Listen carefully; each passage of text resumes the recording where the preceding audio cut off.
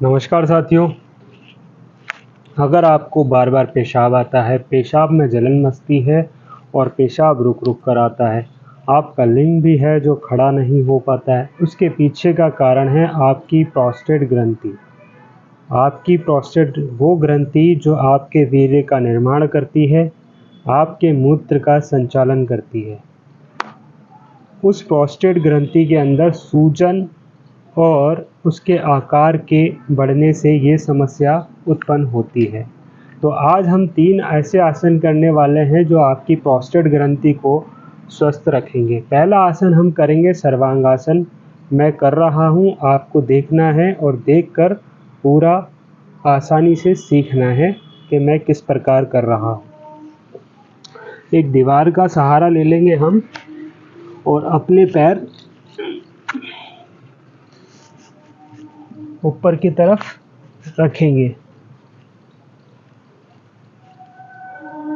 हमारी सांसों को हम सामान्य रखेंगे, हमें ज़्यादा लेनी है ना छोड़नी है, कुछ नहीं करना, सामान्य रखना है। इस प्रकार हम पैर ऊपर रखते हैं तो रक्त संचार हमारे जननांगों में बढ़ता है, लिंग में हमारे तनाव आना उत्पन्न होता है, यौन अंग हमारे दृढ़ एवं मजबूत होते हैं।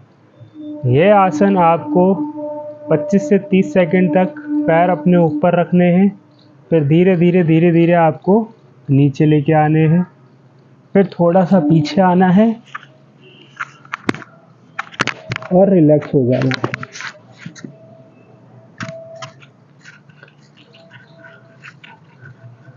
पीछे आना है, फिर रिलैक्स हो जाना है 10 सेकंड के लिए।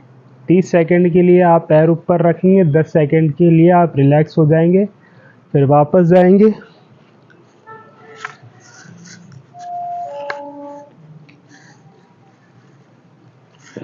फिर आपको 30 सेकंड तक पैर ऊपर रखने हैं और 10 सेकंड बाद फिर आपको नीचे आ जाना है। तो ये आसन आपको 3 बार दोहराना है।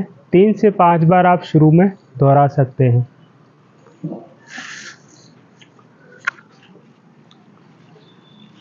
दूसरा आसन करेंगे हम बुद्ध कोण आसन, इसे तितली आसन भी कहते हैं। तो हम अपने दोनों पैरों को आपस में जोड़ेंगे और सांस भरते हुए हम जो है अपने दोनों घुटनों को ऊपर उठाएंगे।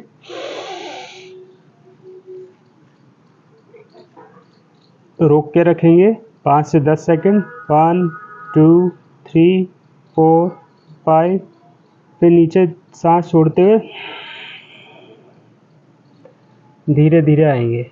तो हर योगासन के अंदर श्वास लेने का बहुत महत्व है। ये हमारे रोगों के लिए बहुत ज़्यादा लाभकारी होती है। श्वास हम जब लेते हैं ऑक्सीजन के रूप में लेते हैं, वो हम जब योगासन करते हैं तो हमारे योगासन वाले मूवमेंट जहाँ पर होता है वहाँ पर एनर्जी खर्च करके हमारे जो है कोशिकाओं को निरोगी करके वो कार्बन डाइऑक्साइड के रूप में वापस बाहर आती है।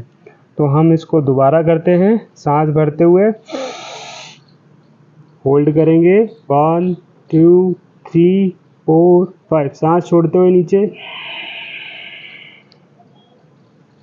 फिर वापस 1 2 3 4 5। सांस छोड़ते हुए नीचे। ये आसन हमारे निचले हिस्से की मांसपेशियों को दृढ़ एवं मजबूत करता है, हमारी प्रोस्टेट हेल्थ को स्वस्थ करने में बहुत ज़्यादा लाभकारी है। अब तीसरा आसन हम करने वाले हैं सेतुबंध आसन। सेतुबंध आसन,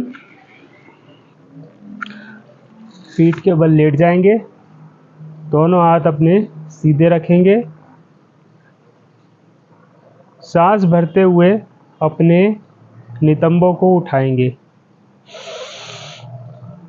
सांस भरा, होल्ड किया 1 2 3 4 5। सांस छोड़ते हुए नीचे आएंगे,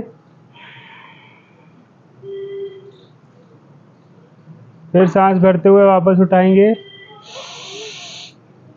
1 2 3 4 5। सांस छोड़ते हुए नीचे आएंगे, फिर सांस भरते हुए ऊपर उठाएंगे,